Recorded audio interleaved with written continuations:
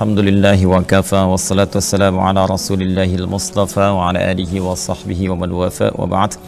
Fa ya ahbaballahi wa ahbaba rasulihi sallallahu alaihi wasallam, usi nafsi wa iyyakum bitaqwallahi faqad fazal muttaqun fala tamutunna illa wa antum muslimun. Faqala ta'ala ya ayyuhalladzina amanu taqullaha haqqa tuqatih wa la tamutunna illa wa antum muslimun.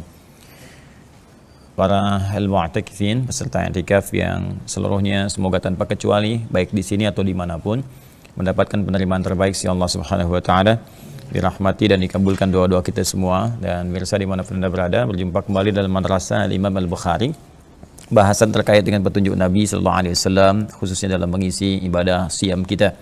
Hari ini seperti saya janjikan, kita akan coba membahas satu bagian aspek pokok kehidupan kita yang langsung disebutkan dalam hadis Nabi sallallahu alaihi wasallam sebagai pondasi hidup. Jadi sebetulnya setiap manusia yang hidup harus paham pondasi ini. Ini yang seringkali menyebabkan kita sulit menempatkan dalam beraktivitas, memikirkan sesuatu yang sudah teratur gitu. Sehingga jalan-jalan yang sudah diukur dan ditetapkan oleh Allah melalui Rasulnya, ini justru yang nggak ditempuh. Lelahlah kehidupan. Yang tadinya spirit kehidupan di dunia itu sebetulnya senang dan tenang. Itu sudah tegas Allah sampaikan ketika menurunkan Adam pertama kali untuk bertugas di bumi. Itu ada di Quran surah kedua Al-Baqarah di ayat 38. Allah sampaikan qulna bitu minha jami'a. Sekarang dimulailah tugas Adam itu sebagai khalifah di bumi untuk membangun, memakmurkan bumi, sekaligus pesan. Kata khalifah itu memberikan kesan akan saling menggantikan. Dari kata khalafa yang saling menggantikan. Artinya Adam gak akan abadi. Ingat ya, Adam gak akan abadi. Jadi Adam meninggal, generasi melanjutkan, demikian seterusnya. Dan karena itu pesannya di Quran surah keempat An-Nisa ya, di ayat yang ke-9 itu tegas Allah menyampaikan wal yakhshal ladzina law taraku min khalfihim dzurriyyatan dhi'afa khafu 'alaihim falyattaqullaha wal yaqulu qawlan sadida.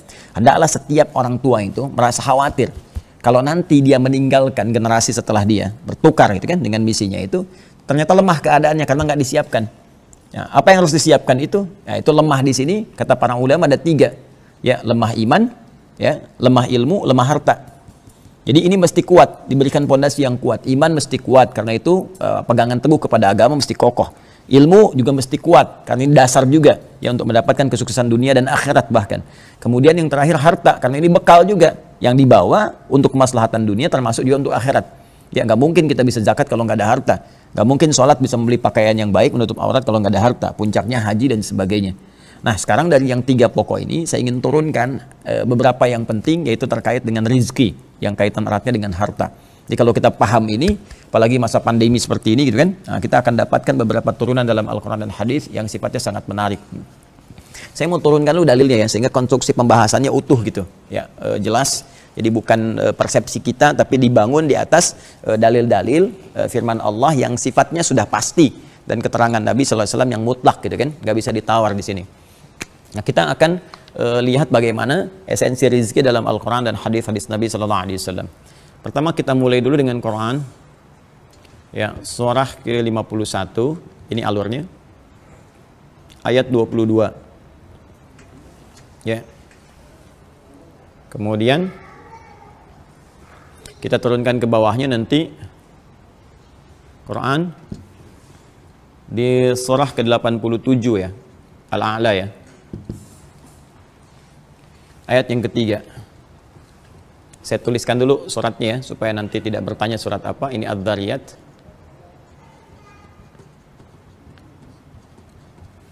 Ini Al-A'la. Ya. Kemudian saya turunkan untuk ke sini nanti dijembatani oleh hadis nanti saya teruskan.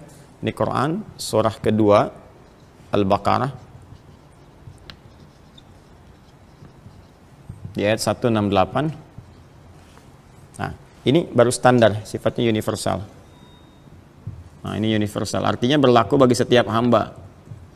Sepanjang dia hamba Allah, baik itu beriman, kan? Ataupun belum beriman, standarnya ini. Nanti ini semua akan ditengahi dalam hadis riwayat Al-Bukhari.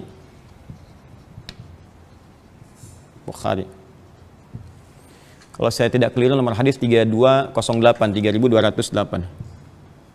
Nanti kita cek ya. Rawinya di sini Abu Abdurrahman, yaitu Abdullah bin Mas'ud. Abdullah bin Mas'ud.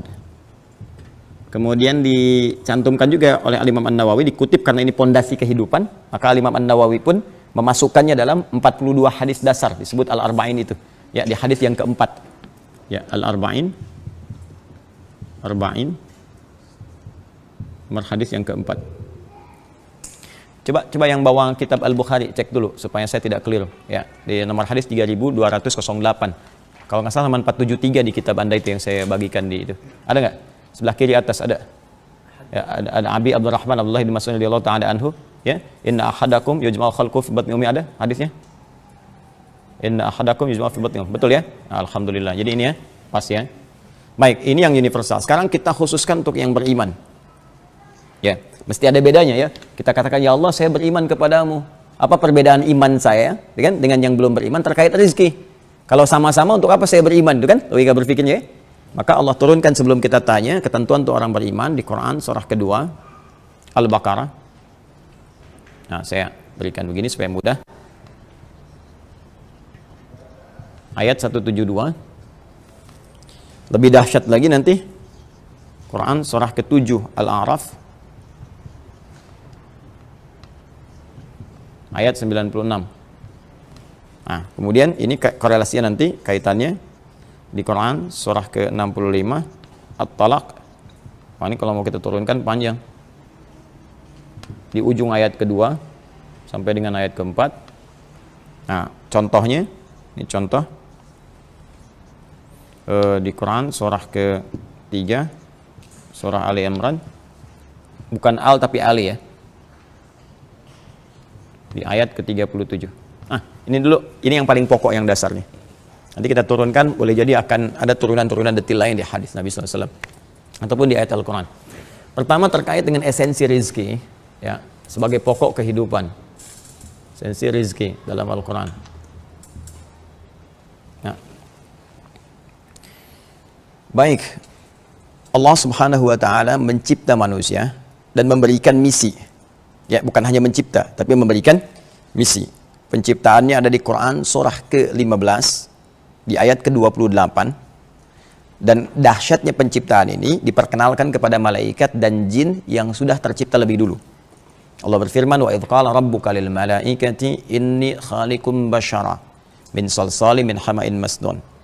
Dan Muhammad SAW, saya infokan, kata Allah, saya menyampaikan kepada semua malaikat dan jin yang telah tercipta lebih dulu, ya, saat Adam akan diciptakan, aku akan mencipta makhluk baru demi misi yang baru, misi yang khusus, ya, yang tidak akan diemban oleh malaikat, bukan pula oleh jin. Saking pentingnya misi ini, malaikat dan jin diinfokan. Ya, siapa nanti makhluk ini yang diciptakan? Nanti akan kita nyambung ke Al-Baqarah. Lihat pembuka ayatnya, wa idh qala rabbuka lil malaikah. Jadi penciptaannya dibuka dengan kalimat wa idh qala rabbuka lil malaikah. Nanti misinya pun ketika disampaikan akan dibuka dengan kalimat yang sama, wa idh qala rabbuka lil malaikah. Dan saya tekankan, malaikat sudah dulu tercipta, jin sudah dulu tercipta. Makanya di ayat 27-nya sebelum 28, Allah terangkan jin sudah duluan. Wal janna khalaqnahu min qablu min naris samum. Baru kemudian ke manusia. Nah, pindah kemudian ketika sudah tercipta manusia di sini. Manusia tercipta, kan? Sudah tercipta tadi di Quran surah ke-15 Al-Hijr ayat 28, kan? Lalu sekarang misinya apa? Karena tidak boleh ada ciptaan Allah Subhanahu wa Ta'ala yang tidak mengandung makna, nggak ada faidah, nggak ada fungsi, nggak ada misi. Mustahil, ya. Karena semua apa yang diciptakan Allah pasti ada manfaat, ada visi, ada fungsinya dalam kehidupan. Baik, apalagi manusia. Ya, benda mati saja ada manfaatnya, apalagi manusia. Maka diinformasikan oleh Allah misi, ya, di balik penciptaan manusia ini. Apa tujuannya? Disampaikan di Quran surah kedua Al-Baqarah. Saya tuliskan Al-Baqarah di ayat yang ke-30. Perhatikan baik-baik, pembuka ini itu sama dengan pembuka yang di sini. Quran surah 15 dengan Quran surah 2, di ayat 28 dan 30, itu kalimat pembukanya sama. Jadi yang ini wa idh qala rabbuka lil malaikah, yang ini wa idh qala rabbuka lil malaikah. Seakan-akan misi manusia itu sama penting dengan penciptaannya. Jadi kalau ada manusia bertugas di bumi tidak membawa misinya, tidak mengimplementasikan misi yang telah Allah tetapkan, seakan-akan itu penciptanya dianggap tidak bermakna gitu bagi manusianya. Ya, seakan-akan saya nggak ciptakan kamu begini, gitu kan? Jadi ini penting untuk kita untuk membawa pemahaman ini supaya kita paham sampai dengan usia segini betul nggak kita membawa visi ya dan fungsi yang Allah telah berikan kepada kita. Apa itu? Wa idz qala rabbuka lil malaikati inni ja'il. Yang pertama inni khaliqun, yang kedua inni ja'ilun. Sebentar, sedikit sekali pengayaan yang singkat. Ya. Ini kembali ke Allah. Khaliqun. Inni ja'ilun. Awalnya sama-sama, pembuka awalnya. Saya ingin terangkan kata ini yang paling penting. Khaliq. Khaliq ini bukan sekedar mencipta, tapi pencipta dari bahan yang sama sekali tiada, sampai mengadakan bahannya juga. Dari awal penciptaan. Jadi dia nggak butuh bahan, nggak butuh apapun, bahkan dia yang menciptakan bahannya di awal. Ya, dari semua aspeknya. Itu disebut khaliq. Dari kata khalaqa. Makanya makhluk manusia nggak bisa disifati dengan nama ini. Khaliq. Ya, diberi nama langsung misalnya Khaliq misalnya, nggak bisa, harus pakai Abdul di awalnya, Abdul Khaliq misalnya, karena sifat penciptaan manusia membutuhkan kepada materi yang lain. Ya, misalnya ini mau buat meja nih, nggak bisa misalnya ada khalaqat tawilah, nggak bisa, dia menciptakan meja, nggak bisa, karena bahannya bukan dia yang ciptakan, dia hanya merangkai dari bahan-bahan yang telah ada. Ya, makanya dalam bahasa Arab yang sekarang pembuat sesuatu itu bisa dikatakan sani', ya, kalau dia sifatnya bahan-bahan pabrikan atau rakitan-rakitan sani'. Ya, Pak Sony, bapak yang suka kreasi gitu kan, buat sesuatu. Sani' atau mukhtari' dari kata ikhtara'. Mukhtari'. Ya. Atau mubdi', kalau penemu sesuatu dari bahan tapi orang belum banyak tahu. Ya, sekarang kan banyak penemuan-penemuan kan? Nah, itu mubdi' namanya. Mubdi'. Dalam aspek duniawi ya, kalau dalam aspek syariat justru salah. Ini yang disebut bid'ah itu sifatnya. Ya, jadi maaf, agama itu nggak butuh penemuan karena sudah berbentuk pedoman, nggak usah ditemukan lagi gitu ya, kecuali turunan-turunan dalil di situ yang menghasilkan kemudian bimbingan dalam kehidupan. Dan itu pun sifatnya sudah ada gitu ya, tinggal kita kemudian lakukan pengayaan untuk praktikalnya. Jadi ini untuk manusia. Ya, jadi mubdi', mukhtari', sani'. Adapun khaliq hanya bagi Allah. Jelas ya? Baik. Nah, ini pencipta dari yang tidak ada menjadi ada. Ketika sudah tercipta dan harus diberikan fungsi, apa manfaatnya, fungsinya apa? Maka berubah kalimat menjadi ja'ala. Ya, orang yang memberikan fungsi ya, atau zat yang memberikan fungsi pada hasil yang tercipta itu disebut dengan ja'il namanya. Ya. Jadi kalau ini misalnya spidol sudah ada, saya ingin katakan ini fungsi spidol. Ana ja'iltu ya hadzal qalama misalnya katiban ya, untuk menulis misalnya kan, atau wasilah lil kitabah sebagai perangkat untuk menulis. Ya, maka Allah sampaikan saya mencipta manusia dan saya berikan fungsi kepada manusia, misinya tuh ini. Dan jelas sekali tugasnya. Ja'ilun fil ardi. Ini yang pertama kali kita mesti ketahui. Ya. Ja'ilun fil ardi. Ah, ini dia nih. Fil ardi. Jadi misi kita bukan di langit. Asal kita yang dari langit. Awas, ini bukan asal kita di bumi. Kita berasal dari langit. Kita itu istimewa, tinggi. Langit itu kan sama. Sama itu sumu, tinggi. Jadi kita itu makhluk terhormat. Ya, makhluk yang tinggi, dimuliakan oleh Allah Subhanahu wa taala.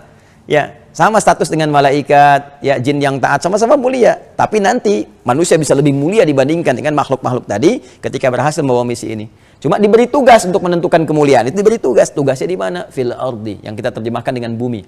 Ya, asalnya ardun itu setiap tempat yang ditapak. Setiap tempat yang ditapaki itu ardun namanya. Walaupun misalnya sedang ada ke bulan, ya, sedang dinas ke bulan misalnya kan, sekarang pengen mencoba ke Mars misalnya. Nah, itu setiap tempat yang ditapaki walaupun di bulan jadi ardun. Karena asal kata ardun itu setiap tempat yang ditapak. Jelas ya? Karena umumnya beraktivitas di bumi, maka disebutlah dengan ardun itu bumi. Jelas? Nah, dunia itu sifatnya. Ya, jadi dunia itu asalnya bukan nama tempatnya, dunia itu sifatnya. Ya, nah ini penting sekali untuk kita sampaikan. Nah, dunia itu sifatnya. Nah, dari kata dana, yadnu dunuwan. Ya, sesuatu yang dekat atau berlangsung cepat. Ya, dekat atau berlangsung cepat, ya kan? Orang yang disebut dani, ya, dani, dana yadnu dunuwan. Perempuannya disebut dengan daniyah. Ya, Ahmad Dani gitu kan, Ahmad yang cepat. Ya, Ahmad itu sifat beribadah yang tinggi, cepat beribadah. Ya, misalnya ada Nia yang cepat, yang dekat, Nia Daniyati, ya, bisa dia Daniyah. Nah, ini ada di sini.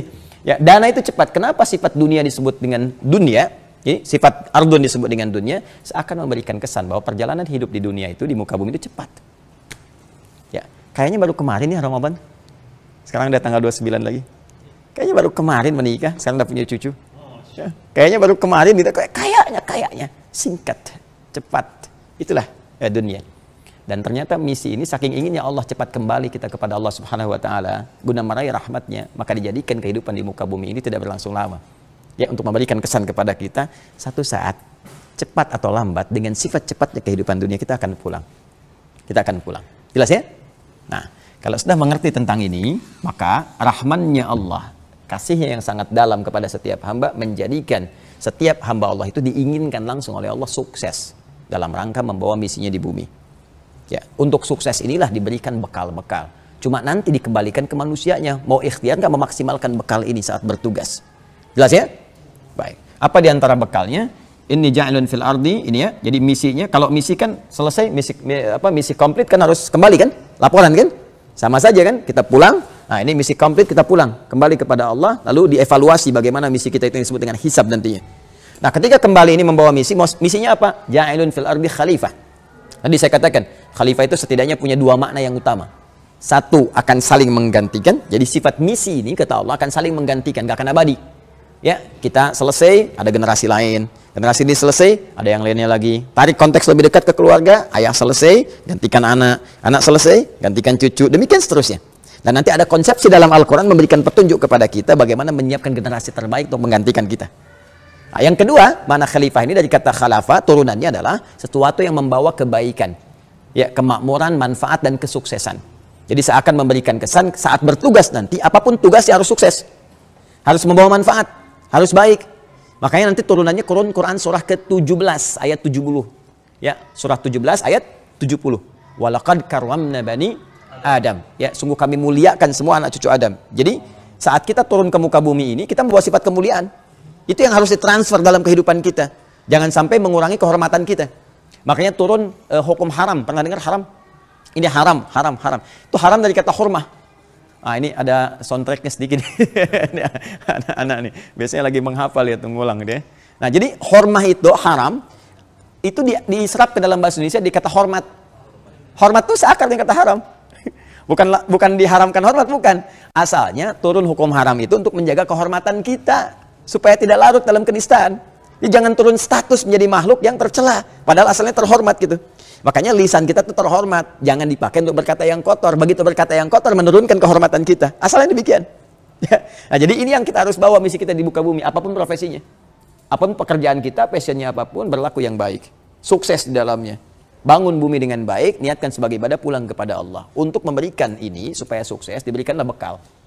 Ya, di antara bekal yang paling utama, teman-teman sekalian, ada 3 yang paling utama. Ya, 1 nanti, batas waktu. Untuk menjalankan misi disebut dengan ajal. Terus ada batasnya, ya kan? Karena kan misi kalau komplit pulang. Kalau nggak ada batasan repot tuh, ya. Nah, 1 itu. Yang kedua, rizki perangkatnya. Ya, rizki perangkatnya. Kalau nggak ada rizki, ya memang batas waktunya ada, gitu kan? Ya, tapi nggak ada perangkatnya. Bagaimana kita menjadi sukses, ya kan? Dan turunannya. Kemudian yang ketiga, ilmu. Ya, ketiga apa? Ilmu, ya. Baik. Nah, ini jelas kalau ini sudah dipahami ya, turunan ini sudah dipahami. Sekarang Allah memperkenalkan dulu pertama ini ilmu di ayat 31-nya. Ya kan? Wa 'allama Adam al-asma'a kullaha, gitu kan? Nanti di ayat 31, nanti saya cerita di kesempatan yang lain. Ya, di kesempatan yang lain untuk membahas ini supaya kita tidak terlampau panjang masuk ke dalamnya, dan saya tunjukkan betapa dahsyatnya turunan ini sampai menjadikan di Amerika itu melakukan riset dari ayat ini dan menyimpulkan bahwa manusia itu dahsyat. Tidak ada makhluk paling pintar di muka bumi ini, ya, selain manusia. Sampai di riset bagaimana kapasitas memori manusia itu. Ya, sekian ratus juta gigabytes itu ya, yang memorinya bisa menangkap segala hal. Nanti saya turunkan di sini. Saya ingin masuk bahasan kita sekarang terkait dengan yang ini dulu, yang rizki. Ya, nanti ini kita akhirkan yang ini. Saya masuk sini dulu. Khairul umuri awsatuha. Banyak orang galau. Apalagi dalam situasi pandemi semacam ini gitu kan. Ini terhambat pekerjaan, terhambat begini, begitu, dan sebagainya. Seperti apa sih konsepsi Al-Quran memberikan jalan kepada kita untuk mendapatkan rezeki dengan ikhtiar yang kita tempuh. Dan bagaimana jalan ikhtiarnya. Ya. Yuk kita kesini dulu. Quran surah 51 ayat 22. Firza mohon izin ya, saya sedikit mengingatkan teman-teman yang i'tikaf di sini. Kita bisa fokus. Dan teman-teman yang di samping kanan atau kiri saya, kalau mau ikut i'tikaf, gabung kajian silakan. Kalau tidak, Anda istirahat diam atau Anda turun ke bawah ya. Baik. Lanjutkan. Quran surah 51 ayat 22, Ad-Dhariyat. Wa fis samai rizqukum wa ma tu'adun. Saya mau tanya sebentar, tadi konsepsi kita saat diberi misi ada di mana kita? Di langit kan? Ya, Adam maksud saya dalam konteks ini. Adam kan? Tugasnya di mana? Di bumi kan? Nah, sebelum tugas diturunkan, Allah sudah memberikan segala perlengkapan kepada Adam alaihissalam, termasuk jaminan untuk keturunan-keturunannya. Bukan hanya ilmu. Ilmu itu hanya ditampilkan sebagian untuk memberikan keyakinan kepada malaikat dan jin yang kiranya akan menyoal, kenapa harus manusia yang dipilih? Ya, jadi manusia ini diberikan bekal khusus oleh Allah, karena ini cuma manusia yang bisa. Maka ditunjukkanlah bekal ilmu. Ya, namun selain itu, ada juga yang diberikan perangkatnya, yaitu apa tadi? Rizki. Ya, maka kita lihat Quran surah ke-51 ayat 22, wa fis sama, dan sejak di langit itu kata Allah, rizqukum, rizki kalian manusia yang akan bertugas di bumi sudah Allah tetapkan sesuai dengan maslahat masing-masing, sesuai dengan batas tugasnya masing-masing. Ya, jadi jangan khawatir, ternyata kaidah rizki itu sudah Allah tetapkan. Ya, saya ulang ya, kaidah rizki itu sudah teratur. Ya. Wa fis samai rizqukum, dan di langit itu sejak kalian nanti belum beraktivitas ke bumi, aku sudah tetapkan kata Allah, rizki kalian masing-masing. Ada bahasa kumnya di situ. Ya, lihat kalimatnya. Allah tidak mengatakan wa fis samai rizq, tapi wa fis samai rizqukum. Ini. Dan di langit itu, sejak di langit, ya, rizqukum, rizki kalian itu, nah ini membentuk jama' menunjuk kepada setiap personal kita. Jadi setiap kita itu udah ada bagian rizkinya. Ya, wa ma tu'adun, dan dijanjikan oleh Allah akan diberikan. Ini nggak akan tertukar.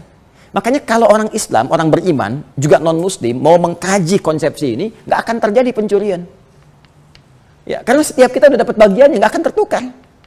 Ini hanya kurang kerjaan kalau ngambil rezeki orang lain. Kenapa? Sebab kalau bukan punya kita, pasti akan balik kepada pemiliknya. Mau ditunggu apapun, mau di dunia, ya tenang dari awal begini, nanti 2 tahun kemudian, 5 tahun kemudian, 10 tahun kemudian, ternyata diketahui, karena TPPU misalnya kan, ada yang diingatkan, pesantren ada yang diarahkan untuk mendekat kepada Allah supaya paham lagi.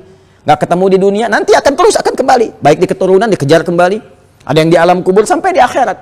Kalau sampai di dunia ini tidak tersalurkan dengan baik, dijaga oleh dia, tidak sampai misalnya di akhirat, Allah kembalikan dalam bentuk pahala-pahala kebaikan yang ditukar nanti oleh orang yang zalim tadi. Jadi ini konsepsinya kalau kita paham, nggak akan pernah ada rezeki tertukar saat di dunia, mustahil. Ya, mustahil. Dulu ada putri yang tertukar mungkin, rezeki yang tertukar tidak. Jadi kalau orang paham, sekali lagi, orang nggak akan tergerak untuk mencuri. Demi Allah saya katakan ya, mengambil rezeki yang punya kita itu hanya melelahkan diri saja, karena pada akhirnya akan kembali kepada pemiliknya. Ya, putar-putar di situ aja, pada akhirnya balik lagi. Ini satu. Ya. Nah, kemudian wama tu'adun, dan dijanjikan oleh Allah akan diberikan. Ini sudah janji, Allah sudah komit. Ya, sudah komit ini rezeki. Ketika tugas kita dimulai saat di dunia, ya, itu dengan sifat yang cepat, di bumi kita menapak, dengan itulah kemudian rezeki Allah persiapkan untuk diberikan pada kita. Bagaimana caranya? Ini yang kita teruskan. Pertama, sifat rezekinya terukur sesuai dengan maslahat hidup kita. Walladzi qaddara fahada, sabbihisma rabbikal a'la, alladzi khalaqa fasawwa. Tuh lihat turunannya. Sabbihisma rabbikal a'la. Hanya Allah yang Maha Agung, yang Maha Suci, ya, yang berhak menentukan segala aspek kehidupan. Alladzi khalaqa fasawwa. Dialah Allah yang telah menciptakan dan memberikan kesempurnaan dalam aturannya. Khalaqa, bukankah mencipta khaliq? Ya kan? Alladzi khalaqa, dan Allah telah menciptakan. Siapa yang diciptakan di antara kita? Fasawwa, lalu memberikan kesempurnaan dalam hukumnya. Apa di antara yang sempurna itu? Walladzi qaddara fahada. Perhatikan ya, ini indah sekali rumusan diksinya. Walladzi qaddara, dan dialah Allah yang menetapkan kadar dengan terukur. Baik, menetapkan kadar dengan terukur, fahada, dan memberi petunjuk kepada kita bagaimana mendapatkan kadar yang telah terukur itu. Sekarang kita pengen tahu apa di antara kadar yang terukur ini. Dan dari mana kita bisa simpulkan itu bagian dari rizki. Keterangan Nabi yang terdapat di sini. Makanya saya katakan ditengahi di sini. Ya, lihat rumusannya di sini tengahi oleh hadis Al-Bukhari nomor hadis 3208. Ya, saya coba bacakan di adinda yang pegang kitab. Langsung ke bawah ke hadisnya. Qala Qala inna ahadakum yujma'u khalquhu fi batni ummihi 40 yawman thumma yakunu 'alaqatan mithla dhalika thumma yakunu mudghatan mithla dhalika thumma yab'athu Allah malakan fayu'maru bi arba'i kalimatin wa yuqalu lahu uktub 'amalahu wa rizqahu wa ajalahu. Ini dia. Uktub amalahu wa rizqahu wa ajalahu. Ketemu kan? Baik, saya bacakan hadisnya yang versi riwayat Muslim. Ini kan tadi Al-Bukhari, saya bacakan versi riwayat Muslim. An Abi Abdurrahman, ya, Abdullah bin Mas'ud radhiyallahu taala anhu qala Rasulullah sallallahu alaihi wasallam wa huwa as-sadiqul masduq. Ingat ini yang mau saya tekankan. Dari Abdullah bin Mas'ud, semoga Allah meridai kepada beliau. Abdullah bin Mas'ud itu termasuk sahabat Nabi yang indah bacaan Al-Qur'annya. Ya, saking indah bacaannya itu, nanti ada dua sahabat, Ubay bin Ka'ab dan Abdullah bin Mas'ud. Saking indah bacaan Quran, pernah terjadi begini. Beliau baca Quran, tiba-tiba angin datang. Terus pohon-pohon kurma itu goyang gitu ya. Beliau berhenti dulu bacanya. Diam lagi. Baca lagi, kencang semakin kencang. Karena kekhawatiran, takut, datangilah Nabi. Dilaporkan kejadian itu. Apa komen Nabi? Kata Nabi SAW, tahukah engkau, saking bagusnya bacaanmu, malaikat itu berlomba turun ke bumi untuk mendengarkan bacaanmu. Kalau tadi engkau nggak berhenti, hancurlah tempat-tempat sekitarannya. Saking banyaknya malaikat turun. Makanya di muka bumi Abdullah bin Mas'ud cuma satu. Bayangkan kalau setiap kita seperti Abdullah bin Mas'ud, hancur mesti lisan. Semua terbang gitu kan. Nah itu kemuliaannya. Jadi kalau kita mau belajar versinya jalur sahabat Nabi, maka lihat Abdullah bin Mas'ud. Dan sering diminta oleh Nabi untuk bacakan ayat kan. Jadi boleh kita minta orang misalnya datang, tolong bacakan, tolong imami, itu bisa. Nah, di antaranya tadi. Ya di antaranya tadi. Nah, beliau juga ahli hadis. Meriwayatkan hadis dari Nabi sallallahu alaihi wasallam. Apa hadisnya? Ini yang mau saya katakan. Ani Nabi sallallahu alaihi wasallam wa huwa as-sadiqul masduq. Nah, kalau ada kalimat sadiqul masduq, ini ada yang penting. Sadiq wa huwa as-sadiq al-masduq. Sadiq itu orang benar. Semua orang bisa mencoba jadi seperti ini. Tapi masduq belum tentu. Masduq itu yang dibenarkan. Jadi pribadi Nabi itu bukan hanya sekedar benar menyampaikan, benar bersikap, tapi dibenarkan pula bukan hanya oleh kawan, termasuk oleh lawan. Ya, semacam Abu Jahal, Abu Lahab dan semacam membenarkan sikap Nabi, cuman karena iri saja, karena takut kedudukannya diambil, ya, takut kalah saingan, maka mereka bersikap kontra terhadap Nabi. Buktinya apa? Saat sebagian sahabat Nabi itu hijrah ke Habasyah, Raja Najasyi yang tadi malam saya ceritakan, waktu kita salat ghaib untuk Ustaz Zul itu, ya, itu ditanya, bagaimana keadaan Muhammad sallallahu alaihi wasallam, ya? Karena nanti ada utusan dari Quraisy untuk meminta mereka itu yang minta suaka ditarik kembali, ya, supaya dihukum. Maka ditanya kepada perwakilan Quraisy tadi, gimana keadaan Muhammad itu? Disampaikan, dia orang yang terpercaya, orangnya jujur, orangnya begini. Itu disebutkan, mereka ngaku sendiri. Termasuk ketika ke Kaisar Romawi tanya kan, ketika ada utusan gimana sifat Muhammad SAW itu? Disampaikan. Dan benar semuanya, mereka mengakui bahwa sifat-sifat ini shadiq dan masduq. Jadi ini sifat yang melekat pada Rasulullah SAW. Kita mungkin bisa benar, tapi tidak semua orang bisa membenarkan kita. Ya, nah biasanya kalau ada redaksi seperti ini sebelum menyampaikan hadis, ini menunjukkan perkara yang akan disampaikan perkara gaib. Ya, yang ada sisi misterinya. Baik, yang semua kita mungkin belum bisa menjangkaunya. Maka dimunculkanlah kalimat ini untuk menegaskan kebenaran informasinya. Muhammad itu jangankan kawannya, lawannya pun membenarkan. Maka semua apa yang disampaikan Muhammad SAW itu pasti benar, walaupun kita belum mengetahuinya. Makanya Abu Bakar itu pernah suatu ketika ingin dikerjai oleh Abu Jahal. Abu Jahal itu pernah berusaha membangun siasat untuk menjatuhkan Nabi, dan para sejarawan sepakat tinggal satu orang lagi. Kalau satu orang ini berhasil, ya, diprovokasi oleh oleh Abu Jahal, maka seketika dakwah Nabi akan selesai. Ya, Nabi SAW mengatakan, saya baru Isra tadi malam, berangkat dari Masjidil Haram ke Masjidil Aqsa, cuman semalam balik lagi gitu kan. Abu Jahal senang dia, wah dapat peluru nih buat nyerang kan. Akhirnya diminta untuk naik ke Jabal Qubais. Jabal Qubais itu sekarang yang ada bukit Istana Raja di atasnya. Yang ada kalau kita Grand Zamzam, sini Zamzam, ini Hotel Sofwa, nyebrang dikit ke sini. Nah, ini ada bukit besar di sini dari Istana Raja. Itu dulu, ini bukitnya bukit terhormat. Jadi semua orang yang punya kuasa itu akan memberikan tanda dengan naik ke sini. Makanya sekarang dinasti Saudi misalnya, kenapa mereka bikin istana di sini untuk menunjukkan mereka yang sekarang pegang kontrol pemerintahan.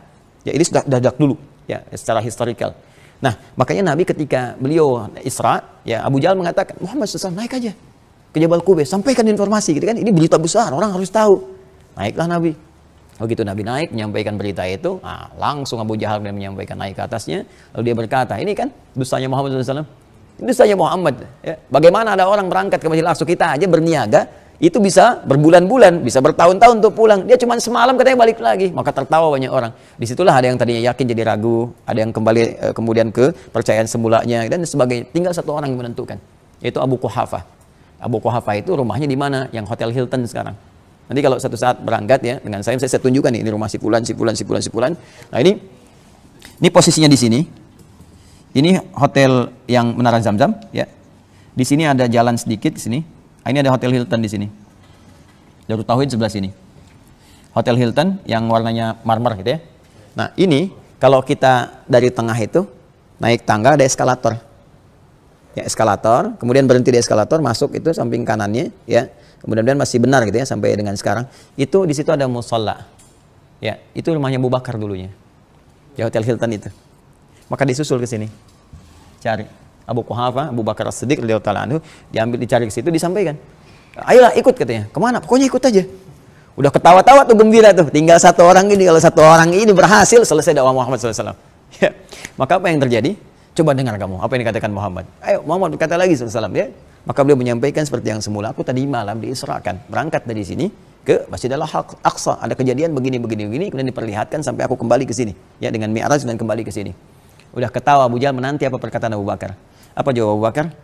Sekalipun Muhammad SAW mengatakan, di belakang bukit ini akan ada musuh menyerang kita. Saya pernah naik ke atas ke Gua Hira, ke Jabal Nur, itu melihat berapa bukit sampai dengan ke lokasi ini. Kurang lebih ada 4 bukit yang terlihat. Ya, 1, 2, 3, 4 ya. Saya pernah naik ke atas tuh, melihat ke arah sini. Nah, kata Abu Bakar, seandainya pun Muhammad SAW menyampaikan ada musuh akan menyerang di balik bukit ini, dan itu tidak terjadi, tetap aku akan meyakini apa yang disampaikan Muhammad SAW. Maka gagal dia pada saat itu, kecewa, gagal, dikuatkan oleh Abu Bakar. Maka orang yang yakin terhadap sesuatu, yakin-yakinnya dan tidak mempedulikan aspek di luar apa yang diyakininya, yang penting yakin saja, itu berubah dari kata shadiq menjadi siddiq. Ya, dari kata shadiq menjadi apa? Siddiq. Maka sejak itulah disebut dengan Abu Bakar As-Siddiq. Ya, dan diapresiasi dengan turunnya satu ayat dalam Al-Quran menunjukkan perilaku yang benar itu, jamaknya disebut siddiqin. Maka nanti kita temukan di Quran surah ke-4 An-Nisa ayat 69. Ya. Di antara ahli surga ini golongan siddiqin. Wa may yuti'illah war rasul fa ulaika ma'al ladzina an'ama Allahu minan nabiyyin was-siddiqin wasyuhada'i was-salihin wa hasuna ulaika rafiqa. Kata Allah, kalau kalian mau cari teman yang mengantarkan ke surga, carilah golongan siddiqin. Yang yakin dengan agama, yang kuat benar dan bisa menerjemahkan konsep agama dalam kebaikan hidupnya. Ini siddiqin. Nah, sekarang ya kan begitulah ngaji itu ya. Hadis kadang orang baca ke isinya aja gitu. Padahal ini ada inspirasi besar di balik pembukanya. Apa hadisnya? Inna ahadakum yujma'u fi batni ummihi, inna ahadakum yujma'u khalquhu fi batni ummihi 40 yawman nutfah. Thumma yakunu mithla dzalika 'alaqah, thumma yakunu mithla dzalika mudghah. Setiap kalian anak cucu Adam, selain Adam alaihissalam, akan dibentuk proses kehidupannya oleh Allah Subhanahu wa taala mengalami proses di rahim ibundanya. 40 hari pertama ada percampuran proses antara spermatozoom dengan ovum ya dengan spermatozoa berproses. Kemudian 40 hari kedua berbentuk alaqah, zigot yang menempel di dinding rahim. 40 hari ketiga berbentuk mudghah. Sekarang di kurikulum kedokteran, saya pernah ada anak mahasiswa mau belajar dari kedokteran, saya minta modulnya, saya pelajari. Ternyata mereka bahas juga istilahnya sama, mudghah. Ya, proses 40 hari ketiga 120 hari, artinya 4 bulan. Sudah berbentuk daging keratan kecil, sudah mulai ada bentuk, ya kan? Tsumma yursalu ilaihil malak. Di proses 4 bulan inilah, nah ini yang mau saya katakan. Di 4 bulan ini 120 hari diutus malaikat. Fayanfukhu fihi roh. Diperintahkan untuk meniupkan roh. Jadi 4 bulan ini itu sudah ada roh. Ya, kalau ada yang mengandung 14 sudah ada roh. Dan nanti disunnahkan kedua orang tua memperbanyak amal soleh. Karena setiap apa yang dikerjakan akan berdampak kepada janin yang dikandung. Nanti ada doa bahkan khusus yang bisa dibacakan di Quran surah 7 ayat 189. Lain waktu mudah-mudahan kita bisa bahas ya. Kembali, Dan diperintahkanlah malaikat setelah ditiupkan roh itu usia 4 bulan diperintahkan untuk menetapkan 4 hal yang sudah ditetapkan di langit itu. Maka berlaku mulai saat itu. Ya, saat roh mulai masuk. Baik, wa fis sama'i rizqukum, ini diantaranya ini dari mana taunya? Kita bacakan. 1, rizqihi, rizkinya. Ya, kedua ajalihi. Nah, saya batasi pada 2 ini saja. Kalau terkait dengan bahasan kita. Nih, ajal, rizki. Jadi sejak usia 4 bulan, begitu roh masuk sebagai sumber kehidupan ke dalam raga seseorang, maka disitulah berlaku ajal yang telah Allah tetapkan sebelumnya. Di langit, di lauh mahfuz sudah tertulis. Ada hidayat, ya akan hidup, sekian, sampai dari sebelum ada, setelah ada, sampai kembali kepada Allah. Ya kan? Terus kita berikhtiar di muka bumi ini untuk menjalani hukum-hukum Allah. Maka ketika ditetapkan oleh Allah Subhanahu wa taala, rezekinya sudah ada, kapan itu kepastiannya kemudian diberikan? Berlaku hukumnya saat usia 4 bulan dalam kandungan ibunda kita. Karena rezeki sudah mulai ada. Ini dia. Nah, itu Allah masih ngatur lewat orang tua dikasih. Makanya nggak boleh orang tua kasih yang haram. Karena terus akan melekat kepada jiwanya dan nyambung ya kepada anaknya. Ya, mohon izin sebelum sampai kepada ikhtiar kita, saya ada sedikit sekali ya untuk berbagi singkat dan padat. Awal saya pulang dari Indonesia, saya mengajar satu komunitas. Ada kajian ibu-ibu setiap Kamis waktu itu. Sunnah Nabi Kamis untuk waktu ibu-ibu mengaji itu. Nabi pernah ini kapan aja bisa mengajar itu ya. Cuma Nabi itu punya jadwal kajian untuk ibu-ibu hari Kamis. Itu menarik tuh ya. Nah, ada seorang ibu membawa satu anak. Anak itu unik sekali. Karena gini, ibunya tuh soleha. Bapaknya soleh, taat. Tapi anaknya beda. Dia ngaji dengan saya tuh luar biasa gitu. Sana sini sana terus kita kasih penyesuaian. Alhamdulillah dia bisa diam. Dia belajar senang. Dia setelah itu mulai lagi lah. Anak-anak tapi melebihi batas bercanda anak-anaknya gitu ya dengan yang gaul. Kita masih bisa kontrol. Begitu dia pulang, waktunya pulang, ibunya langsung berkata, "Alhamdulillah Ustaz," katanya. "Kenapa?" "Saya terima kasih banyak anak saya bisa duduk, bisa belajar. Itu di tempat lain. Kalau saya sudah antarkan, pasti saya tunggu dulu sebentar karena nanti gurunya di dalam akan mengantarkan lagi dibawa pulang." Jadi nggak ada satu sekolah pun yang bisa bertahan. Ya, jadi antarkan lagi pulang. Ini sebetulnya Ustaz saya adopsi. Nah, tadi satu keluarga, ayahnya banyak berbuat tindakan kriminalitas, ibunya senang mabuk. Bahkan saat hamil pun masih minum katanya. Jadi dia lahir anak kembar, satu dibawa oleh salah seorang public figure, artis, satu lagi oleh beliau dibawa. Sudah insya Allah jadi baik. Tinggal bagaimana nanti menutupi yang kurang baiknya waktu dia dikandung itu, ditutup lagi dengan yang baik terus sampai itu hilang. Jadi itu berpengaruh kebiasaan-kebiasaan orang tua dan sebagainya. Terlebih nanti ketika terlahir, mohon maaf sekali, pengaruh lingkungan. Memberikan pengaruh yang sangat kuat. Ini yang kita kemudian kondisikan jadi baik. Seperti Maryam dikondisikan. Nah, sekarang saya kembali ke rezeki ya. Singkatnya, sudah Allah berikan dalam konteks kehidupan kita. Ini kalau dari tumbuh, masa tumbuh, sampai balik, sampai terus, maka lewat orang tua. Ya. Nah, nanti kita berangkat ke fase lain. Kalau ingin cara cepat, ada rezeki anak yang dengan anak itu disiapkan, orang tua bisa dapat bagiannya. Makanya di Quran ada redaksi, nahnu narzuquhum wa iyyakum. Kamu jangan takut dengan anak. Kalaupun sekarang misalnya kamu kondisi cukup, ya berikhtiar belum maksimal, kamu takut nih anak-anak, kayak sampai ada yang mohon maaf, ya ada yang mengakhiri jiwanya, ada yang buang ya ke panti ini, panti itu, ada yang buang tengah jalan. Itu dikecam oleh Al-Quran sejak dulu 15 abad yang lalu. Perilaku itu nggak bagus kata Allah. Bahkan ada nanti di anak saya tetapkan rezeki yang bermanfaat untuk orang tuanya. Ya, tapi dikasih jalan. Di antara jalannya dekatkan pada agama. Kalau nggak percaya silakan. Jadikan anak Anda atau cucu misalnya hafal Quran aja, penghafal Quran. Nanti lihat barokahnya kepada kedua orang tuanya. Ya, bukan hanya apresiasi, kadang-kadang ada hal-hal lain yang kita sudah berusaha nggak terwujud, begitu anak dapat terwujud. Itu ada anak para penghafal Quran kecil-kecil. Orang tua udah nabung bisa haji, bisa umroh aja nggak bisa. Begitu anaknya hafal Quran tiba-tiba kamu haji, kamu umroh, orang tuanya ikut. Itulah barokah anak, dia dapat, orang tua ikut. Ya, prestasi dunia juga begitu. Anak dapat beasiswa, orang tua dapat bagiannya. Demikian. Jadi ada lewat ilmu, lewat iman dan turunan-turunannya. Nah, ada sebaliknya. Orang tua dapat rezeki diberikan kepada anak bagiannya, itu yang nafkah konsepnya. Nah, cuma kita akan tinggalkan kedua ini. Kita akan terfokus kepada personal kita saja. Bagaimana cara kita mendapatkan rezeki itu. Ya, baik tidak terkait dengan orang tua ataupun orang tua kepada kita. Sekarang lihat konsepsinya.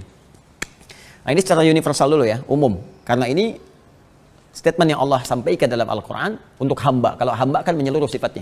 Ya. Nah, kalau sifatnya menyeluruh, maka diksinya yang disampaikan oleh Allah itu berupa nas kalimatnya. Ya, bentuknya an-nas. Kalau sudah ada an-nas, nah ini dipahami umumnya mencakup seluruh kalangan manusia. Mau beriman mau tidak. Maka hukum Allah menetapkan demikian. Ya, termasuk rizki nanti. Ya, termasuk rizki. Karena rizki ini konsepsinya ketika diberikan mengantarkan dia mendekat kepada Allah. Boleh jadi dengan rizki ini dia menjemput hidayah untuk beriman. Jelas ya? Yuk kita turunkan. Rizki tadi ditetapkan di mana? Di langit kan? Tugas kita di mana? Di bumi kan? Nah, berarti Allah punya kewajiban menurunkan, memberikan rizki itu ke kita di bumi kan? Nah, maka sejak usia 4 bulan berlaku ketetapan Allah. Nah, yang ditetapkan di langit tadi sudah mulai harus berlaku sampai kepada hamba Allah ini. Nah, bagaimana prosesnya kita bisa mendapatkan itu? Ya, nah diaturlah di Quran surah kedua ayat 168. Paling kanan, agak ke bawah sedikit di mushaf standar. Ya ayyuhan nasu. Tuh, redaksinya sudah pakai nas. Nah. Ya ayyuhan nasu, hai semua manusia, dimanapun kalian beraktivitas, dimanapun kalian berada, berdomisili. Pernah saya sampaikan kan huruf ya itu untuk memanggil yang dekat, menengah ataupun jauh. Bagaimanapun keadaan kalian, sepanjang kalian manusia. Ya, kulu mimma fil ardi tuh. Halalan thayyibah. Redaksi pertama, ya ayyuhan nasu, saya hapus dulu ini untuk memudahkan. Bismillah. Ya ayyuhan nas kulu. Ini dia. Mimma fil ardi halalan thayyibah. Ini konsepsi pertamanya. Rezekinya Allah tetapkan di langit, kitanya sedang mulai bertugas di bumi, maka diturunkanlah kemudian berlaku rezeki yang akan diberikan kepada kita yang akan beraktivitas di bumi. Nah, saat Allah menurunkan, bagaimana cara kita menjemputnya? Ya, untuk mengambilnya. Perhatikan baik-baik. Ya ayyuhan nas, hai semua manusia. Saya tegaskan ke sini pakai ayyuhanya. Ini yang saya ingin tekankan. Ini disebutkan 150 kali dalam Al-Quran. Ayyuh ini sifatnya taukid untuk menguatkan. Haknya tanbih untuk menekankan ingatan. Jadi memberi peringatan. Yang ini menguatkan. Jadi cara menerjemahkannya, hai semua manusia tanpa kecuali. Aku tegaskan kepada kalian. Aku ingatkan. Jika kalian ingin mendapatkan rezeki dariku yang telah aku tetapkan dan aku ukur dengan teratur, kulu. Apa artinya kulu? Makan. Kan taunya makan kan? Nah, kalau makan itu aktivitas apa? Bekerja atau sifat atau beda? Kerja kan? Kata kerja kan? Nah, kata kerja. Nah, udah bagus lah. Kerja.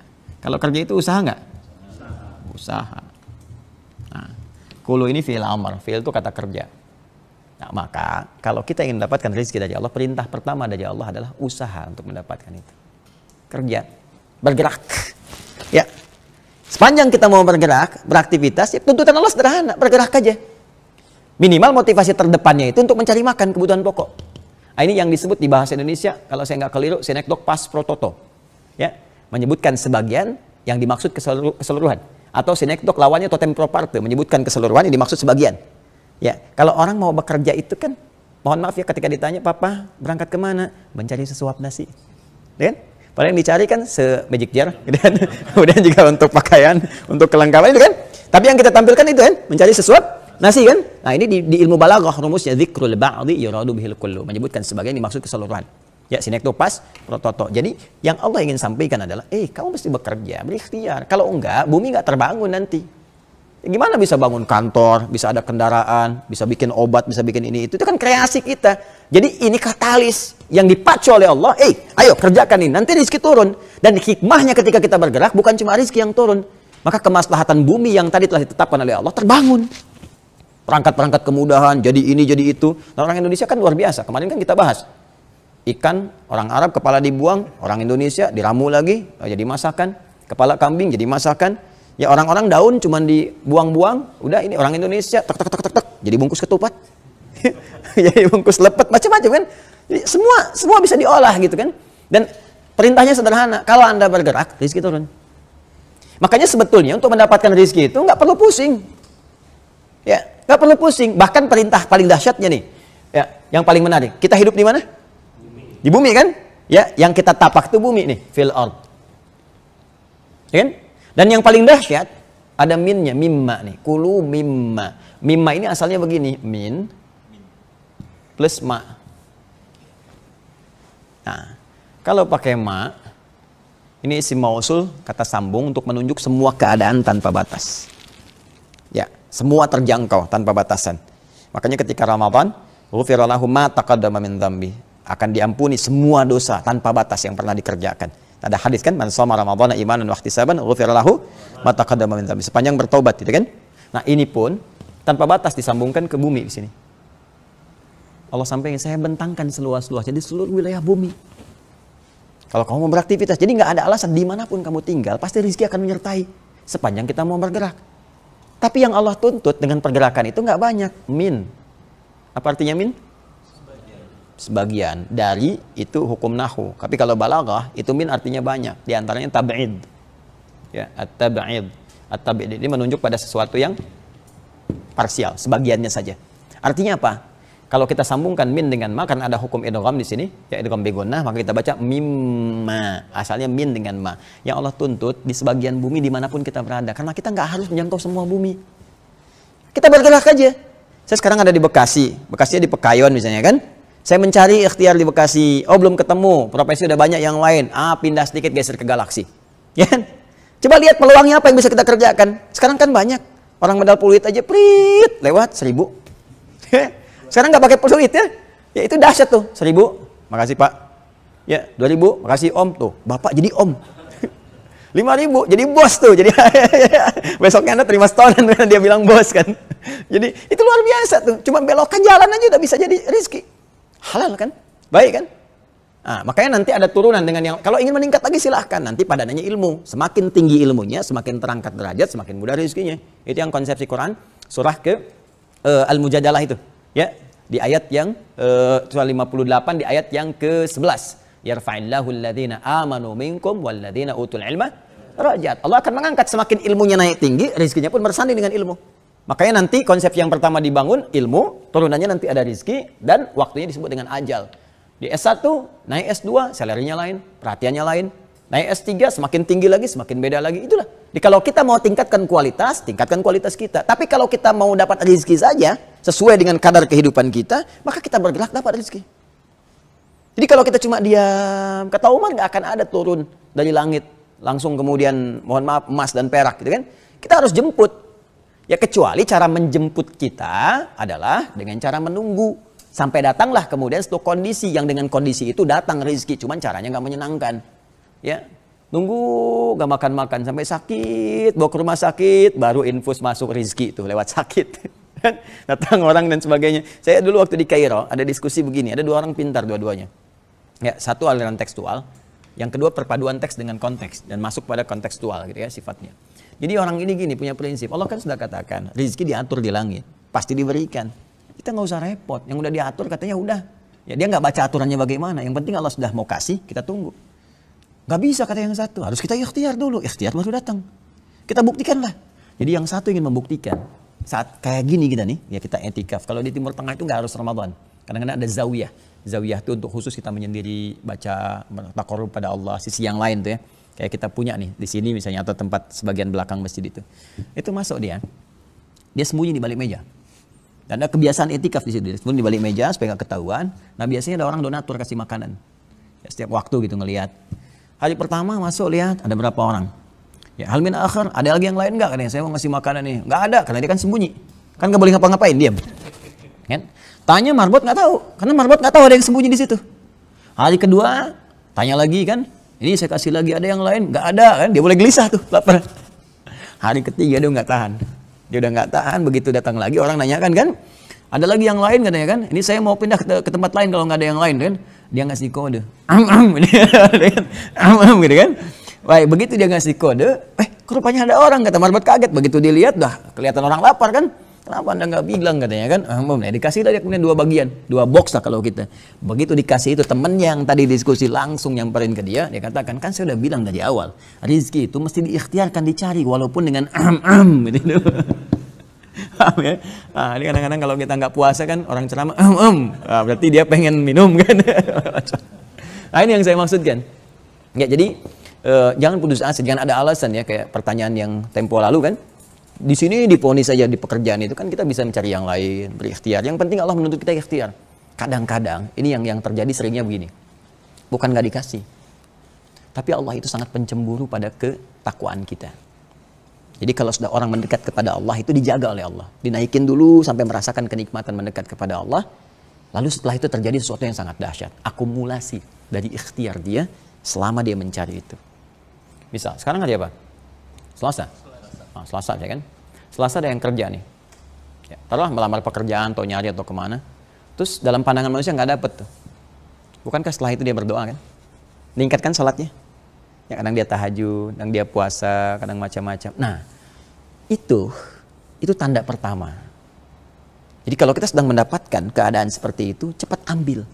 Dekati Allahnya tambah lagi. Tingkatkan ibadah. Boleh jadi yang ditunggu oleh Allah itu, ini aspek ibadahnya. Mudah bagi Allah menurunkan rezeki. Cuman kamu kemana aja? Sekarang kamu baru datang bisa tahajud. Kemarin kamu jarang. Hampir nggak pernah. Nggak pernah puasa sunnah, nggak pernah baca Quran. Kalau cuma nyari dunia, jangankan kamu yang belum beriman pun bisa dapat itu. Cuman iman kamu fungsinya apa? Bakal kamu pulang bagaimana? Maka kita kemudian diminta oleh Allah untuk mendekat dulu. Mendekat, Rabu kadang belum dapat, Kamis, ya. Begitu Jumat, tiba kemudian kita Jumatan, niatnya nggak nyari rezeki, mau Jumatan ya. Tiba kemudian ada orang tiba-tiba datang misalnya. Aku ada peluang nih pekerjaan, begini. Langsung ya, kirimkan CV-nya, besok kita keluarkan berapa gaji yang diminta. Kadang terjadi. Ya. Tiba kemudian dapat bagian sembako, dapat bagian ini itu yang kalau dihitung itu akumulasi pekerjaan kita dari Selasa, Rabu, Kamis. Ya. Tapi memahami ini butuh praktek dari Al-Quran dan butuh mempraktekkan nama kita sebagai mukmin. Mukmin itu dari kata iman. Iman itu yakin tanpa ragu. Dalikal kitabul hudalil. Nah, jadi terhadap qadar Allah ini mesti yakin. Kalau kita ragu nggak akan dapat. Ini dulu di zaman-zaman dulu sering terjadi yang seperti ini dan sudah paham fikihnya. Dia ada sahabat, ini kisah nyata ya. Nanti dulu tuh masih banyak buku nih. Mas Fahad nih rajin baca buku dan tahu udah koleksi buku itu. Dulu ada buku kalau masih ingat itu kisah orang-orang soleh kan, 30 kisah teladan, sekian kisah teladan. Di antara sekian kisah itu ada kisah nyata zaman orang-orang soleh terdahulu. Dia berusaha berikhtiar di rumah sudah nggak ada makanan macam-macam, dia berikhtiar berangkat, nawarkan jadi kuli panggul di pasar dan sebagainya kan. Lalu apa yang terjadi? Dia nggak dapat tuh, datang kemudian ke musalla. Dia bermohon lagi pada Allah, ya Allah aku sudah berikhtiar seperti apa yang kau perintahkan, mau berikan rezeki kepadaku seperti apa yang telah kau janjikan. Dia berikhtiar, setiap berikhtiar dia jaga waktu sholat, ke masjid lagi, terus lagi seperti itu. Di rumah belum dapat. Hari pertama belum dapat, kan? Hari kedua sudah tahan lapar. Hari ketiga ini yang paling dahsyat. Hari ketiga dia berangkat, dia sudah tahu keadaan keluarga. Ya, istri dengan anak-anaknya, istrinya sudah luar biasa bagaimana sifat solihahnya sampai memberikan gambaran kepada anak-anaknya untuk tidak putus dalam harapan mendoakan bapaknya dan sebagainya. Tapi kan namanya anak pasti lapar, udah mulai nangis dan sebagainya, maka pura-pura dia goreng. Jadi dari batu kemudian dia masukkan ke kayak sangrai gitu, ya tanah begitu, seperti mau masak-masak kayak gini. Anak-anaknya menahan lapar. Suaminya, teman-teman sekalian, apa yang terjadi? Dia mulai ke pasar. Kemudian dia tahu, wah kalau saya nggak pulang ini repot juga gitu kan. Di rumah bagaimana? Maka kemudian dia berusaha untuk menyenangkan, memberikan harapan. Dia masukkan batu-batu ke karung. Dia bawa ke musola, disimpan di luar. Seperti tadi, nah ini sunnah nanti sebelum berangkat kita, dulu yang saya terangkan dengan sifat subuh kan, datang kepada Allah meminta untuk eksekusi rencana kita, pulang dari situ pun kalau bisa mampir dulu ke masjid. Ya, di sunnah kita kalau udah bekerja mampir ke masjid. Nanti dampaknya banyak. Pertama aura kita jadi lebih teduh. Jadi pekerjaan kantor auranya nggak dibawa ke rumah, tapi aura masjid yang dibawa ke rumah jadi tenang, nyaman. Dan kita bertawakal sehingga dijaga oleh Allah. Orang ini pulang dari musola berangkat, di perjalanan dia itu saat dari pasar mau ke musola, saat dia di musola itulah tiba kemudian ada orang datang ke rumahnya. Dia menyampaikan, ketok pintu menyampaikan, ada siapa? Ya saya dapat titipan untuk menyampaikan upah dari pekerjaan ya suami Anda dari tuannya. Upah dari pekerjaan suami Anda dari tuannya. Lihat ya, dalam bahasa Arab tuannya itu Rabb. Ya makanya orang Arab menyebut Rabb kepada tuan. Ya, karena itu turun kemudian Allah menegaskan tidak ada tuan di antara tuan-tuan yang paling tuan kecuali Allah. Qul a'udzu birabbin nas, ya, Rabb. Dulu yang dipenjara bersama Yusuf alaihissalam itu, ya, ketika Yusuf dituduh kemudian masuk penjara, kan ada beberapa bagian, terus ditakwilkan mimpinya terus bebas kan? Saat bebas itu masih ingat, Nabi Yusuf pesan kan kepada kawannya ini, tolong ingatkan aku di sisi tuanmu nanti bahwa aku nggak bersalah. Bacakan ayatnya, hafal. Uzkurni inda rabbik. Ya, tolong ingatkan aku di sisi Rabbmu. Rabb di sini bukan Allah, yang dimaksud raja, tuannya. Ya, tapi kemudian Allah turunkan kalimat Rabb untuk menegaskan raja di raja. Nggak ada raja selain Allah, nggak ada tuan selain Allah. Maka orang ini berkata, ya, yang tadi datang, ini ada upah dari pekerjaan, ya, suamimu dari tuannya. Begitu dibuka, terima kasih katanya kan, dikumpulkan Wah, itu emas banyak dan sebagainya. Begitu dia dapatkan itu semua, langsung dia belanja. Dia senang dia belanja, siapkan makanan, hidangkan untuk menyambut suaminya. Dan juga berikan makan kepada anak-anaknya. Suami dalam perjalanan dari musola untuk pulang ke rumah, ini kisah nyata. Dia bawa apa tadi? Batu dalam karungnya, dia panggul sampai ke rumah. Dia sampaikan, dia simpanlah di luar rumah itu. Begitu nyampe ke situ, buka pintu, istrinya gembira, cerah menyambutnya. Masya Allah, suamiku, alhamdulillah gini. Sampaikan kau telah datang gini. Oh iya, dia bingung kan, loh kok istri saya malah gembira. Begitu masuk ke dalam rumah, dia lihat bentangan jamuan yang sangat luar biasa. Dari mana semua ini katanya? Loh, kok gimana? Tadi kan ada katanya utusan ke sini menyampaikan dari Tuhan kamu. Nyampaikan upah ini selama kamu bekerja. Wah, saya pikir saya belum dapat ini sama sekali. Saya cuma baru dari musola, itu bawa bungkusan. Terus itu bungkusan itu apa? Isinya batu katanya. Masa? Coba kamu lihat tuh. Begitu dilihat sini, apaan kamu bawa batu ke sini? Begitu dibuka, isinya gandum yang penuh satu karung. Maka mereka tersungkur semua bersujud pada Allah Subhanahu wa taala. Rabb di sini yang dimaksudkan Allah Subhanahu wa taala mengutus malaikat menyamar dalam bentuk manusia, membawakan hasil dari ikhtiar dia yang bertawakal kepada Allah. Jadi tuh sunnah datang ke masjid, berangkat pekerjaan, balik lagi ke masjid, tawakal kepada Allah, maka Allah berikan satu bagian dari apa yang tidak kita sadari. Ya, wa yarzuqhu min haitsu la. Ini dia. Nah, at-talaq. Wa may yattaqillaha yaj'al lahu makhraja wa yarzuqhu min haitsu la. Cuman takwa itu modalnya iman. Makanya amanu dulu baru takwa. Ya, amanu baru la'allakum tattaqun. Jadi kalau kita nggak yakin, nggak bisa. Di kita ada yang begitu. Dulu ada pendeta, kemudian masuk Islam. Saya bertemu orangnya. Ya, namanya Martinus, kemudian masuk Islam, ganti sedikit jadi Martinez kalau nggak salah. Ya, jadi dia tetap sama dipertahankan, tapi dia singkat Muhammad Tri Sutisna, ya waktu itu Muhammad Tri Sutisna gitu.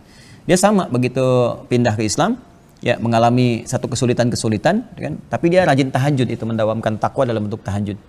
Ya, kadang-kadang apa yang terjadi? Begitu dia malam-malam ada yang ketok, ya begitu ketok dia keluar, ya taunya udah ada beras di atasnya ditutup sendal gitu kan, itu cukup untuk kebutuhan dia. Macam-macam lah kisahnya, panjang kalau saya mau teruskan. Cuma nanti kita terhambat di sini. Jadi itu gambarannya. Nah, jadi kita ikhtiar. Sampaikan pada kawan-kawan, ikhtiar. Dan kita memberi jalan. Kalau ada kawan-kawan memberikan, membutuhkan kelapangan, kan? Nah, untuk yang beriman, ini yang dasar saya mau berakhir di sini. Apa bedanya iman kita dengan yang belum beriman? Pasti ada beda. Kalau ini kita tempuh, maka Allah akan berikan sesuatu yang sangat luar biasa khusus untuk orang yang beriman. Quran surah kedua ayat 172. Jadi yang tadinya di kanan di bawah pindah ke kiri ke atas. Ya, perhatikan kalimatnya. Kalau untuk yang belum beriman kan universal, umum ya. Umum sifatnya, termasuk juga beriman, tapi masih umum kan ya ayuhan nas kan. Ini ayatnya pindah menjadi amanu. Ya ayyuhalladzina amanu. Ya, dari kata nas pindah pada iman. Ya ayyuhan nas pindah menjadi ya ayyuhalladzina amanu. Perhatikan baik-baik ya. Ya ayyuhalladzina amanu. Ini dia. Tuh, yang disebut ada imannya. Ya, seakan sebelum kita berkata, ya Allah, ini kan masih umum, saya beriman, apa faedah iman kita? Langsung Allah turunkan ayat, ya ayyuhalladzina amanu, semua orang yang punya iman. Iman kalian pun tetap harus menempuh sunnah dulu untuk mendapatkan rezekiku. Apa itu sunnahnya? Kulu. Tuh. Tetap bekerja. Dia orang beriman juga harus kerja. Ya, tetap sama, kerja, beraktivitas, berikhtiar dan sebagainya. Cuma bedanya dalam pekerjaannya apa? Kalau yang ini kulu mimma fil ardi halalan thayyibah. Maaf ya, ini harus diikutkan nih, halalan thayyib, legal, tidak melanggar hukum setempat, apalagi hukum syariat. Thayyib, dari yang halal itu dapatkan yang baik, yang sesuai kebutuhan yang kita butuhkan. Itu aspeknya. Thayyib itu sesuai kebutuhan. Ya. Nah, di sini pindah ke sini, ya ayyuhalladzina amanu kulu min thayyibati ma razaqnakum. Ini yang dahsyatnya ini. Ya, saya garis ya.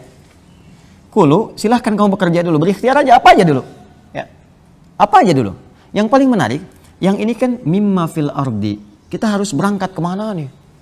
Cari, ini nggak ada, pindah ke sini, ini nggak ada, pindah ke sini, dan sebagainya. Yang penting ikhtiar kan? Yang ini, lihat baik-baik.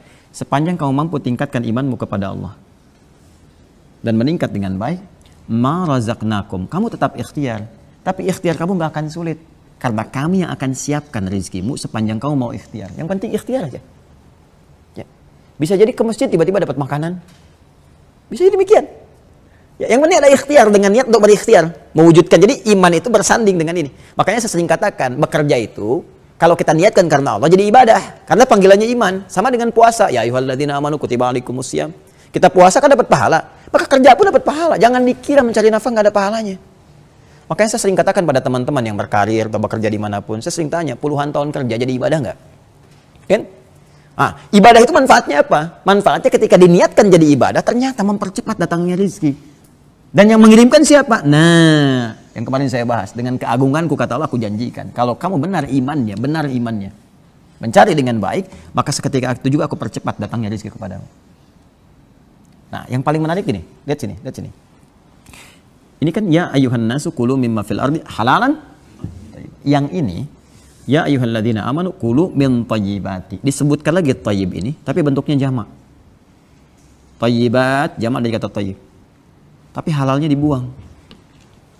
Halalnya nggak disebutkan. Kenapa halal nggak disebutkan? Karena kalimat iman sudah disebutkan duluan. Karena pemilik iman itu mustahil mencari yang haram. Karena imannya otomatis membimbing dia untuk mendapatkan yang halal. Nah, jadi kalau kita ingin cepat mendapatkan rezeki dari Allah, jangan sekali-kali terpikir mendapatkan dengan cara yang haram. Jangan sekali-kali. Ya, karena iman itu ada. Makanya kata Nabi, la yasikul mu'min innama yasik wa huwa mu'min. Enggak mungkin orang beriman itu mencuri, korupsi, menipu. Ketika dia melakukan itu ada iman dalam jiwanya. Intinya menunjukkan kelemahan di imannya. Ya, maka kalau kita ingin mendapatkan cepat dari Allah, berpikir yang positif kepada Allah, kuatkan iman kita dengan amal soleh, karena iman bersanding dengan amal soleh. Ya, tingkatkan amal soleh kita, semakin kuat imannya, semakin cepat Allah berikan. Maka yang diberikan oleh Allah itu adalah min thayyibati. Thayyib adalah satu kebutuhan kita, ya, secara fisikal, materi fisik. Satu kebutuhan kita yang terkait dengan materi fisik, ya, makanan, pakaian, dan sebagainya. Nah, ini sifatnya kalau sudah butuh berarti berkah. Jadi kalau ada orang bisa mengelola harta rezeki sesuai kebutuhan, berarti berkah hartanya. Ya, karena ciri harta yang tidak berkah diantaranya apa? Dikoleksi sesuai keinginan nafsu, tapi nggak dibutuhkan, nggak digunakan. Ya, kumpulkan ya pakaian, kendaraan, perangkat, macam-macam setiap ada, pengen, tapi dipakai nggak. Ini menunjukkan kurang berkah. Berkah itu ziyadatul khair, bertambah nilai manfaatnya. Nah, kalau nggak bermanfaat, untuk apa gitu? Jadi kalau Anda misalnya dapat gaji 10 juta, 5 juta, 3 juta per bulan, tapi cepat habis, sehari habis, 2 hari habis, dan bukan aspek kebutuhan. Yang mengkonsumsi dengan itu, ini menunjukkan dia nggak berkah. Ya, tapi kalau dapat 1 juta, 500.000, bertahan sebulan. Ya, saya punya kawan dulu, orang Awak, ya, dari Bukit Tinggi, Masya Allah. Datang ke Tripoli dengan saya bareng-bareng satu angkatan. Bawa cuma $50. Itu $50 bertahan selama 4 tahun di sana. Dan dia ingin balas itu dengan bekerja keras untuk menghajikan ibundanya. Dia dapat itu, dia ingin kembalikan kepada ibunya dalam bentuk ibadah haji. Itu bertahan dan berkah hidupnya sampai sekarang. Ada kawannya malah nggak bawa apa-apa dan minta gitu. Ini luar biasa. Ya, jadi ini yang mau saya sampaikan. Saya sedikit ya. Saya pernah datang ke satu daerah karena anak saya pengen ngerawat kambing. Dengar Nabi pernah menggembala kambing, pengen Buya gembala kambing, ayo saya bawa. Satu tempat, naik bukit gunung. Saya dengar ada orang soleh, ngelola kambing. Begitu ke situ lihat, itu kambing baru datang katanya. Masya Allah, saya coba lihat. Kambing itu, ada yang mulutnya ditutup dengan potongan aqua. Yang ada setengah liter itu ya, yang agak ditutup tuh. Saya tanya itu kenapa ditutup? Ya, sakit apa gimana? Lihat jawabannya. Orang desa yang jarang ngaji seperti kita, tapi bagaimana dia menjaga imannya kepada Allah. Itu bukan sakit Gus katanya.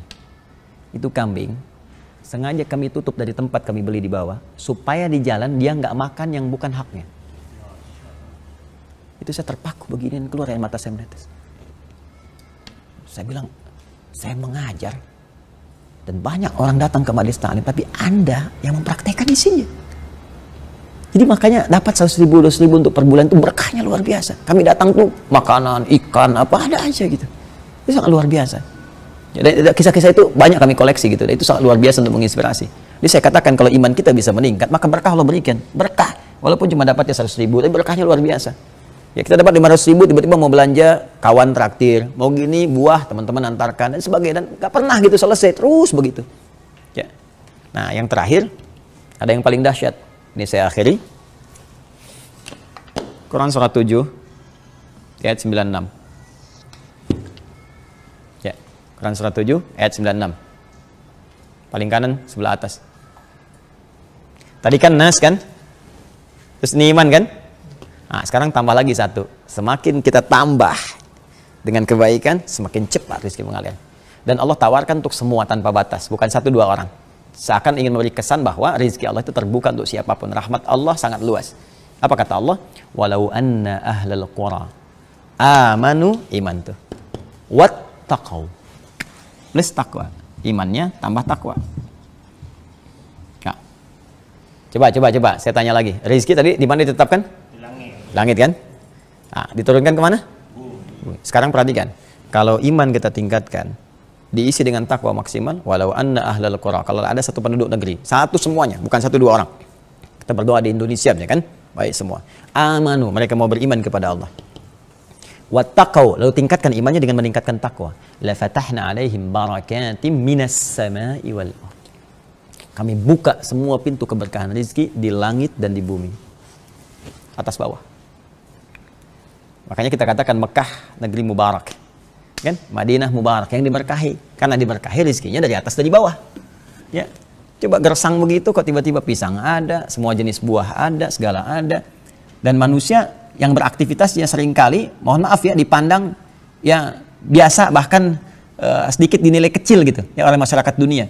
Ya, ada di antara teman-teman kita itu satu negara pecahan dari Pakistan, Bangladesh ya. Jadi India pecah Pakistan kemudian jadi sebagian Bangladesh. Itu Bangladesh rata-rata teman-teman kita, dan ini menggambarkan situasi ya. Dan kita mendoakan semua yang terbaik gitu kan. Kalau kita temukan di bandara ada, ini ada, macam-macam ada, dan mau menerima upah berapapun yang penting bisa bekerja gitu kan. Rata-rata di aspek-aspek pekerjaan yang sektor-sektor yang kecil gitu. Tapi di Mekah tidak, cuma di Mekah. Bagaimana Allah mengangkat status sosialnya jadi pemilik hotel, ya kan? Kemudian pemilik mobil, kendaraan macam-macam, catering, itu bisa naik statusnya di Mekah itu, saking berkahnya. Allah ingin menunjukkan ketika negeri diberkahi, apapun itu, semua tidak ada ukuran manusia di situ. Maka diturunkan oleh Allah semua jenis kebaikan-kebaikan.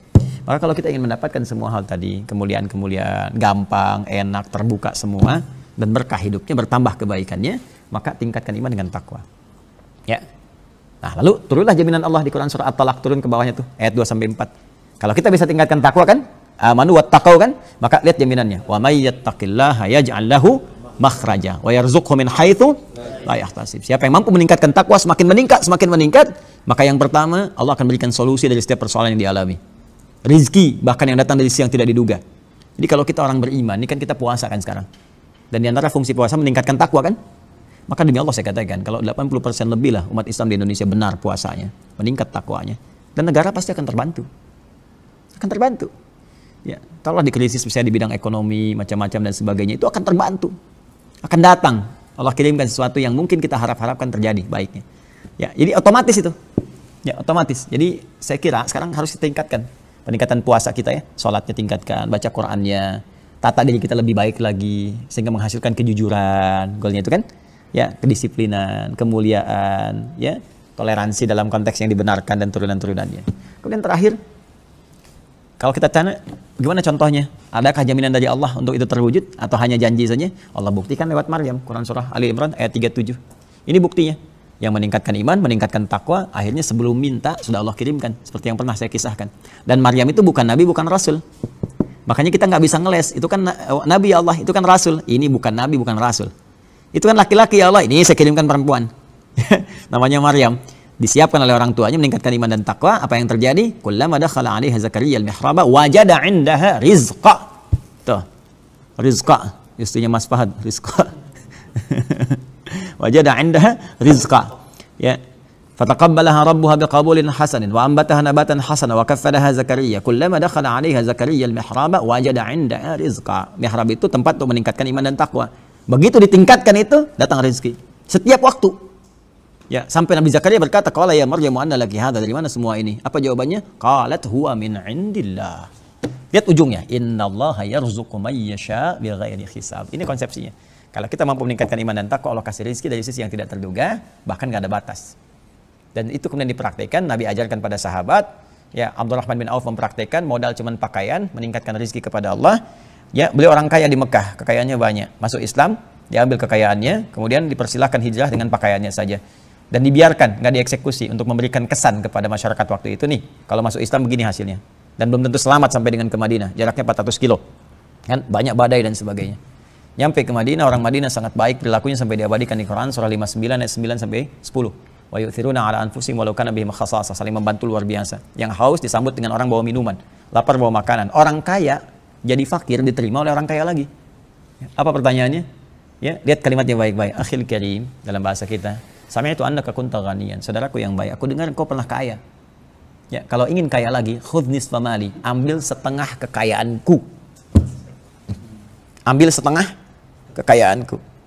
Ya, karena tahu orang biasa kaya kan beda, ya. Cara bersikapnya, kemudian kan gaya hidupnya dan sebagainya. Makanya di rumus fisika itu F1 ya sama dengan F2, gaya gerak sama dengan gaya dorong. Ya, semakin tinggi kan semakin besar, gitu kan? Kalau orang naik angkot kan umumnya tawadu, turun terus bayar gitu kan, sedekah, gitu kan? Tapi dia semakin naik, kadang-kadang ada orang kurang kontrol, buka pintu aja nggak bisa, gitu kan? Yang paling menarik apa? Lupa, akan ada hukum Pascal, hukum tekanan di gaya itu. Saya belajar fisika dulu. Ya, F berbanding lurus dengan P, hukum pressure-nya. Gaya berbanding lurus dengan tekanan. Semakin banyak gaya, semakin tertekan. Jadi dikiranya ini banyak gaya tampilannya gitu kan, Abdurrahman bin Auf. Takutnya tertekan hidupnya karena turun status kan. Silahkan ambil setengah hartaku. Aku dengar kamu ditinggalkan keluargamu. Kalau ingin menikah lagi, silahkan pilih perempuan paling cantik di Madinah, atau bahkan dari keluargaku, atau bahkan di antara istriku. Aku ceraikan, kasih untuk kamu sebagian. Masya Allah.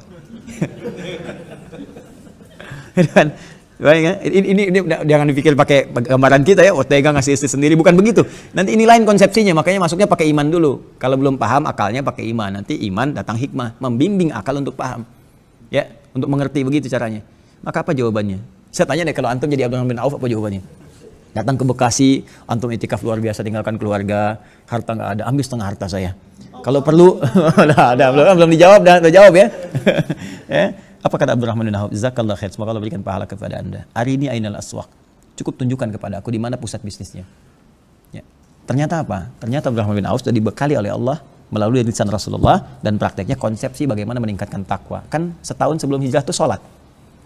Dan diantara makna sholat itu untuk mencapai kesuksesan. Falah itu. Maka diajarkan maknanya. Makanya kalau kita tahu makna sholat dari awal sampai akhir, sukses hidup. Ya, walaupun definisi sukses kembali kepada capaian kita masing-masing dan target kita.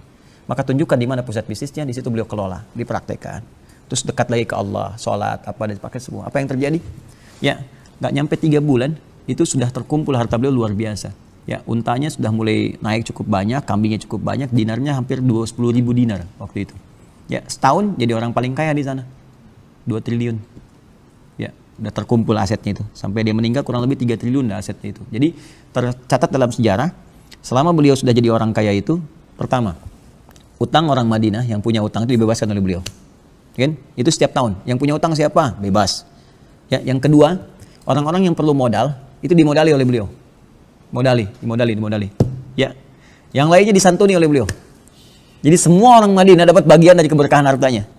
Termasuk semua istri Nabi SAW, sepeninggal Nabi itu, beliau yang support di donasi-donasi. Sampai Sayyidah Aisyah tuh memohon keberkahan kepada Allah untuk Abdurrahman bin Auf.